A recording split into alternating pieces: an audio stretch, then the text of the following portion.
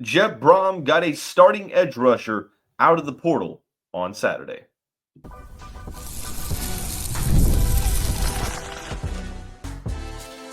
You are Locked On Louisville, your daily podcast on the Louisville Cardinals. Part of the Locked On Podcast Network, your team every day.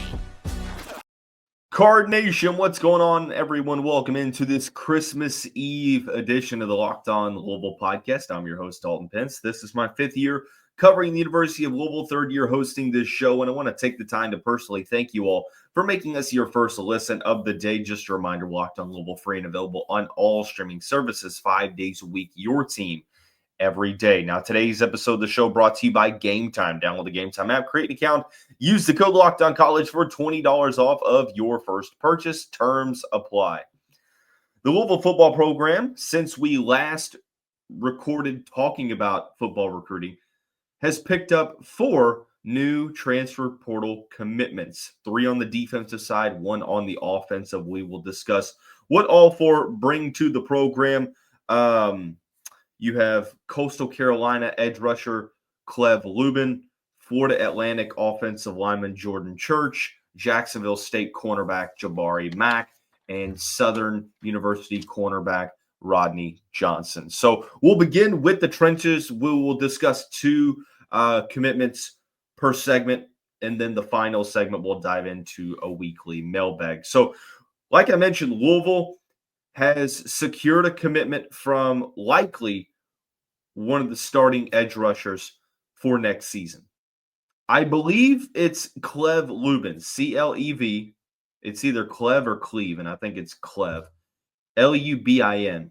I would say that that's Lubin. It could be Lubin, but I looked over the internet for about 10 minutes and couldn't find a video where his name is being pronounced, and I went to the media guide, couldn't find a pronunciation. So if I'm saying it wrong, please forgive me. But Clev Lubin is, without a doubt, in my opinion, outside of Miller Moss, the top addition via the transfer portal in this cycle.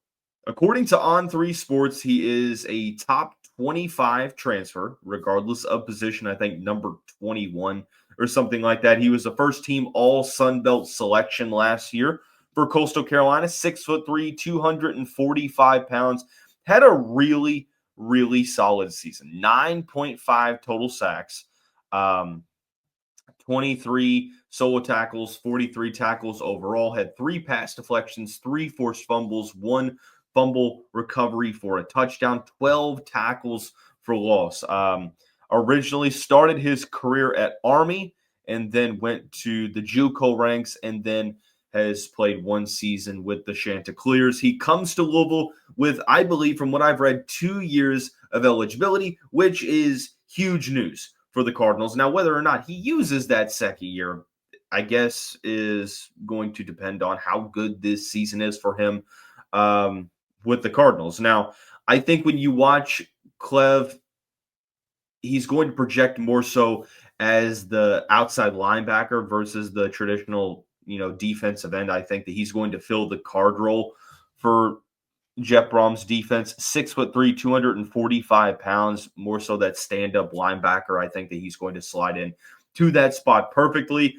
The things that I think that he brings to the table, that completely jumps off the screen when you watch him play. He has incredible burst off the line of scrimmage, the acceleration, the ability to get into the backfield extremely quickly. I mean, like, you watch the ball snap and boom, he's in the backfield. I do think that he has a good amount of lateral quickness as well. The ability to, be able to, pivot and go upfield. Run defense, 12 tackles for loss. He's shown the ability at the Sun Belt level to be able to set the edge. But with I feel like a broken record. I'm sorry, I do, but I have to say it because it has to be mentioned that the main risk at the Power 4 level for non-Power 4 guys is, well, can that production translate? Like, can a non-Power 4 guy be able to translate that skill set and production to play at Louisville? And I think that one good indication was how many top Power 4 programs were after him, like Lubin had a good amount of interest out of the portal, and for good reason. I mean, he's one of the top edge rushers in the portal overall. But, I mean, yeah, you always question whether or not a player is going to be able to produce at the Power 4 level. Minnesota hosted him last week. He visited Auburn. So that right there, you're seeing more Power 4 interest. Like, this is a huge addition. Like, Louisville needs edge rusher help. They're seemingly going to replace both of the starters, Ashton Gelati, and a good amount of the contributors at the outside linebacker spot. I do wonder, is Lubin going to be able to set the edge and defend the run well at the Power 4 level? I would side with yes, but I guess it would be one of maybe my main concerns is like, okay, he showed the ability to, get into the backfield and wreak havoc, but how's that going to translate to, a better level of competition? So this is one that I really wanted to see Louisville go out and bring in because, yes, and no disrespect, I feel like the Cardinals have brought in some depth pieces as well. They brought in some starting caliber guys, but you needed those difference makers. Clev Lubin is a difference maker, and he could be a guy that raises your defensive ceiling. When I saw the commitment post, I'm like, thank goodness, because edge rusher outside of cornerback for me was a top 2 position of need, and it still is a position of need. Now you got Rutgers defensive end Wesley Bailey, you've got Clev Lubin, and I would expect that the Cardinals will still, stay in place for at least one more edge rusher to bring to the team. So we'll stay in the trenches. This is a familiar name as we sort of pivot to the second commitment. Jordan Church. Remember that name? If you follow recruiting, then it should at least ring a bell. Jordan Church was committed in the Flyville 23 class. And he ended up decommitting right before Scott Satterfield left. And I know that there were talks that, hey, maybe Church isn't, Louisville level, and Louisville maybe decided to try to persuade him to look elsewhere. I don't know. Maybe it was Church saying, you know what, I can go somewhere and play sooner. I don't know. I'm not going to sit here and act like I do. I'm just going through the various talking points. But it was announced that he was going to make a visit last week, and he committed pretty soon after that visit. So a former Louisville decommit ends up finding his way back in the Derby City. Jordan Church tweeted out, hashtag Churchill Downs when he visited. That was pretty neat. 6'4", 315 pounds, spent the past 2 seasons with Florida Atlantic, redshirted his true freshman year. And then this season, he looked really good. He started all 12 games at left guard, only allowed 3 sacks and 15 pressures and just over 400 pass block snaps and 739 blocking snaps overall. Those statistics credited out to Sports Illustrated's Matt McGavick. Always good at tweeting out those statistics or putting those in his story. The season was good enough for an All-American Athletic Conference third-team selection from some publications, and he has 3 years of eligibility remaining. We talk about, Louisville really can't go into the portal every year and have to replace production and have to build up depth through the portal. It feels like this is one of those moves to where you might have the guard spot filled out. Now, Jordan Church is going to be able to come in and at least compete with guys like Nair Jackson, who would be my selection to start at the left guard. You've got some other guys that could slide into that spot as well. Maybe Mohamed Musa, potentially. But I think that Church could be a rotational guy this year. And then in 2026, you have a projected starter, at the spot or at one of the guard spots, because you will, lose, Renato Brown as well at the right guard spot. And I think Renato is going to be back. I really haven't seen much confirmation. Like, it seems like the word is that, yeah, he's probably going to be back, but then again, we don't have that confirmation. So it's really just kind of hard to tell at this point. So I again feel like a broken record when I say it's something to keep an eye out for. So more trenches help. Really key addition for the defensive side of the ball. I like this addition for the trenches on the offensive side as well. Louisville's doing a wonderful job in beefing up the trenches. You've got some players coming back, but you're also bringing in some guys that can fill in depth and compete for starting spots. So when we come back, we'll discuss the other two commitments, both at the cornerback spot, which we've talked about is a top 2 position of need for this team in the transfer portal.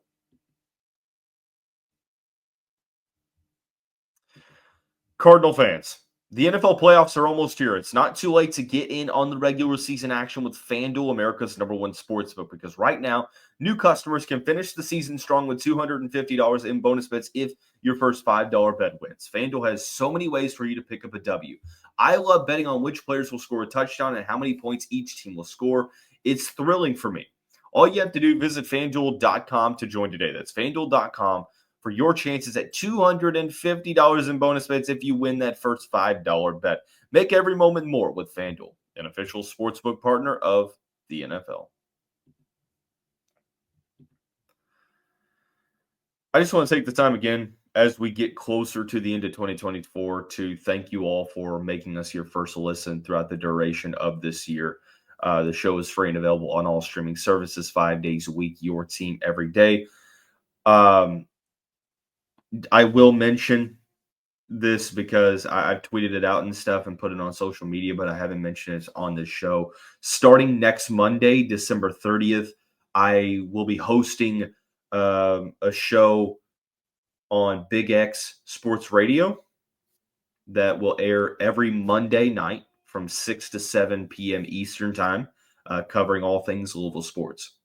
So it will follow the Mike Rutherford show from 3 to 6, immediately after from 6 to 7. That's only on Monday nights moving forward on Big X Sports Radio, 14, I think it's 1450. I'll send, or you should be able to find it online, but I will be able to tweet out, where to find that episode and such. So overall, really, really excited about the show. I'm just really appreciative of you all for making this show your first listen of the day as well.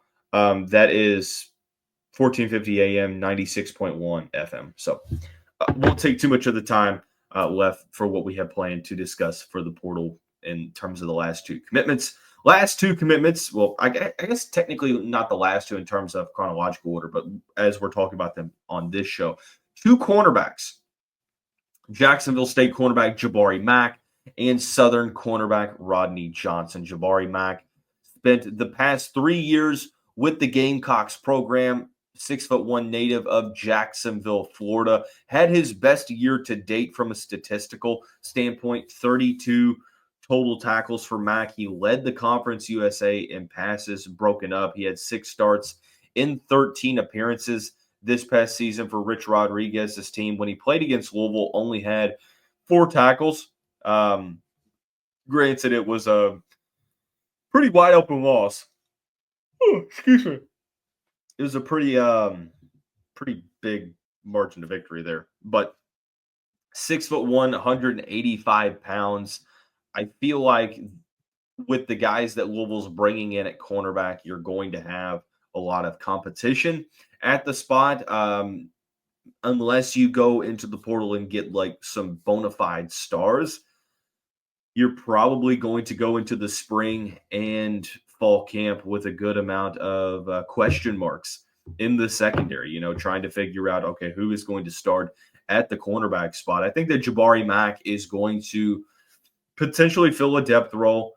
I'm not sure if he is a starter in 2025. I guess that is something that will depend on how well he performs in the offseason leading up to fall camp and throughout fall camp. But I think that he's going to be in the conversation. And It's just at the point to where we just don't know what his role is going to be. And I think that with so many spots, and like we talked about with Grant Mulligan on the show, my buy-sell segment was that Louisville was going to bring in 10 defensive backs, at least 10 defensive backs. Not all of those guys can start. So whether or not this is filling depth, filling a starting role, we don't know. That's the harsh reality of it, is we don't know until the season rolls around. Same with, Clev Lubin, Jordan Church. How will a non-power four guy be able to translate his skill set to the power four? The other guy that committed, and this is a player that we talked about, I don't think it might have been early last week, Rodney Johnson from Southern University, 6'2", 200 pounds, from New Orleans, Louisiana. Spent his first season of his career at Stephen F. Austin. Didn't really get much of a opportunity there. Was a track and field star coming out of high school. And then it seems like he started to take football more seriously, transferred to Southern University, and has played the past 3 seasons with the Jaguars. And his best season, in my opinion, probably came this year. 3 years at Southern, 97 total tackles, 1 interception, 1 forced fumble, 11 passes deflected. Started 11 of the 12 games this year, had 6 tackles for loss and 5 passes broken up. It's interesting to me because the measurables with Rodney Johnson, when you talk about a cornerback, 6'2", moves really well, extremely quick and athletic. Like, the physical tools are there for him to be really good. Now, obviously, that's not always the case, but the measurables being 6'2" and having his speed, I'm okay with Brohm and company, looking at this recruitment saying, you know what, we need multiple guys, and we believe in the skill set, and we believe his best days of football are ahead of him. So let's bring him in. Rodney Johnson, second team all SWAC honoree, I think, from at least one publication. Might be Phil Steele is who put that out there. But sort of the same thing with Mack, is at the power 4 level. Is he going to be able to defend the run? Is he going to be able to defend better weapons that you're playing against? Like, you're going to be playing against better receivers, better teams overall, larger teams overall. So, again, I don't think that with either one of these commitments that you're immediately saying, yeah, this is a starting level guy. Let me rephrase. I don't think you're coming in and saying that this is for sure going to be a starter. I think that these guys could be starting level players, but again, with so many spots that need to be filled, I think this is going to be one of those years, unless Louisville just absolutely balls out and goes and gets like a Corey Thornton level guy that has multiple years starting at a power 4 spot, or dare I say another Quincy Riley clone, but there aren't that many out there. So it's tough to look at and say for sure that, this guy's going to be in line for starting snaps, or this guy's going to be featured on the 2 deep. What it really does is just ensures that the Cardinals have bodies in the room. Because coming into the week, last week, Louisville just barely had any cornerbacks. So they're bringing in veteran guys that have played multiple seasons at their respective spots. They are recruiting the non-power 4 ranks pretty heavily at the moment. They don't have many power 4 guys that they've committed. Miller Moss and Mac Pounders might be the only 2 power 4 guys, in my opinion. Sure. Keep going.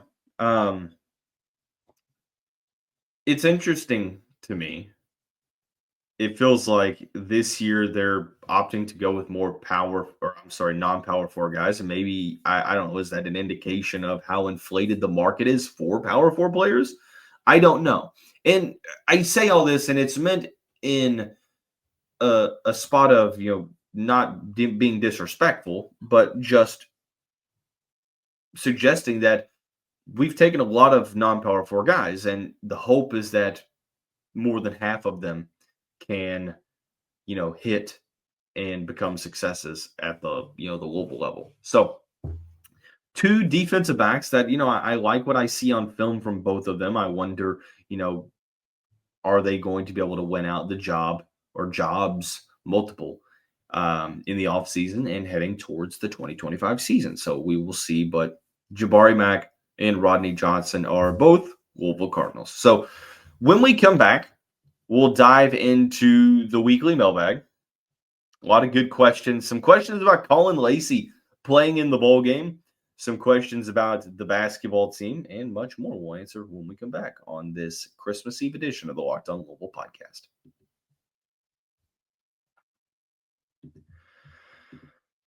Gametime is focused on togetherness this holiday season. That means when you bring people together at live events, the experience is that much better. Gametime has a new feature called Gametime Picks that makes getting tickets for live events even easier. It filters out the fluff to show you only incredible deals on great seats, so you don't have to waste the time searching through thousands of tickets. When I downloaded the Gametime app, it immediately became my only ticketing service moving forward, because you have a feature that you can toggle on, the all-in pricing that shows the total up front with no surprise fees at checkout. You get a panoramic view from your seat in the app before you buy, and you have the lowest price guarantee, which means Gametime will credit you 110% of the difference if you find tickets in the same section and row for less. Take the guesswork out of buying tickets with Gametime. Download the Gametime app, create an account, use the code LOCKEDONCollege for $20 off your first purchase. Again, create an account, use the code LOCKEDONCollege, LOCKEDONCOLLEGE for $20 off. Download Gametime today. What time is it? Gametime.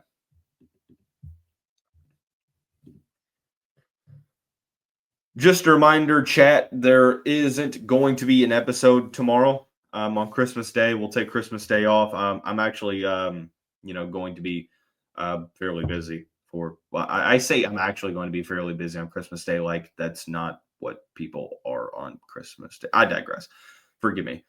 We'll come back for a Thursday night episode. I'll be available on Thursday evening. So there will be an episode Thursday evening and then an episode Friday as well. But we still have a segment to go, the weekly mailbag. First question up on the weekly mailbag, with Colin Lacey seemingly playing in the Sun Bowl. What are you expecting from him? It's hard to really talk about what you're expecting because you're starting Harrison Bailey at quarterback. You don't have Tyler Shuck. There's no Ja'Cory Brooks. Defensively, there's no Quincy Riley. It's really hard to tell.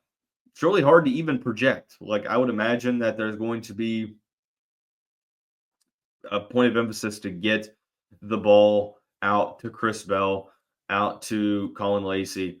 I think with backup quarterbacks playing like Harrison Bailey and Deuce Adams, I think you're going to see the Cardinals rely on getting the football to Isaac Brown and Duke Watson.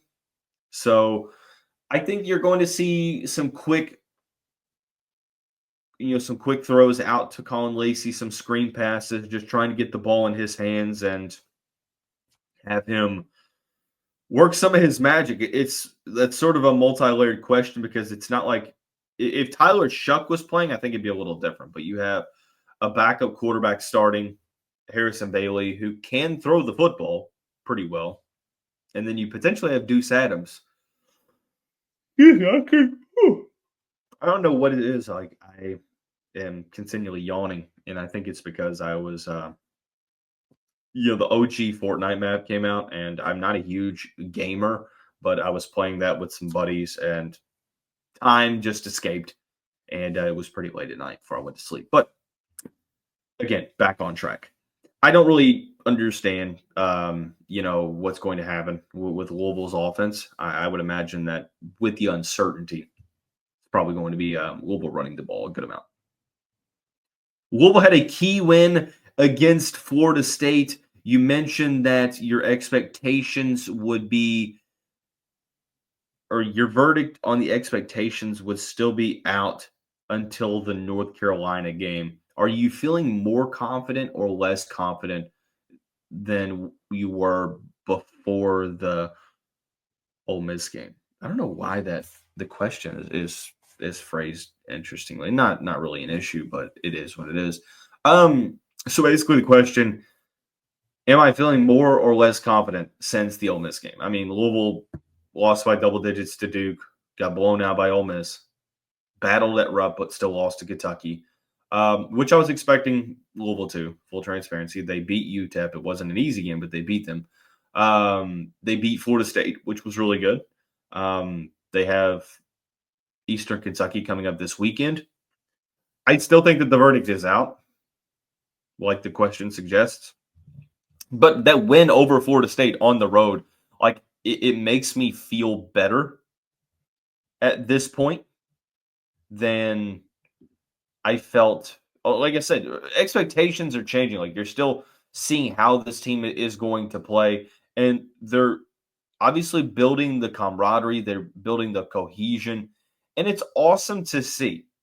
So, I mean, I am still holding out belief that this team can play themselves back onto the bubble and get to the NCAA tournament. Until they go on a losing streak, I'm going to still suggest that. Duke seems to be the top team in the ACC this season. In your opinion, who is the second best team? Very good question. Duke right now is a top 5 squad, 10-2 on the season, 2-0 in conference play. SMU and Clemson are the only other 2-0 teams in conference play. I think Clemson is definitely up there. I'm going to go with North Carolina. I know that they're 7-5, but they've had a brutal strength of schedule. Like they played Kansas, Auburn, Michigan State, Alabama, and Florida. They just beat UCLA 76-74. They've got that talent. I mean, when you have a guy like RJ Davis, averaging 18.5 points per game. He's not shooting the ball well from three-point land, but we know how good he can be. Really good guard play. You have 4 guards averaging in double figures in scoring for the Tar Heels. They don't have a ton of size, but they have serviceable guys in the front court. I just feel like with how veteran-led North Carolina is, RJ Davis is eventually going to wake up in terms of three-point shooting. And these losses have been somewhat close. Like it's not been North Carolina getting blown out for the majority of things or for the majority of games, but still they're being competitive. It's like Louisville, but I think that North Carolina has a little bit of a higher ceiling than Louisville this year. So for me, I'm going to go with North Carolina. I think Clemson's right there. I'm a huge fan of Clemson, and also I wouldn't sleep on Pittsburgh either. Pittsburgh is a pretty interesting team. With the dead period coming up for college football, after the first wave of portal commitments, is edge rusher and cornerback still the top 2 needs, in your opinion, for the team? I think so. Now, well, cornerback 100% is. I would probably pivot and say safety instead of edge rusher, because getting Clev Lubin checks off a significant box for Louisville.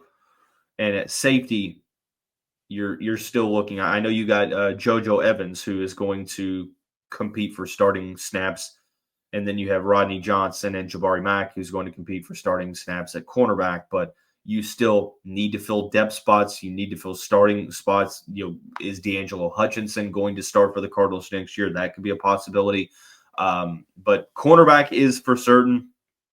And then I would probably go safety, and then edge rusher is right outside of that. So that is going to wrap up this Christmas Eve edition of the Locked On Louisville podcast. Everyone have a great day. Have happy holidays. We'll see you right back here on Thursday. See you then.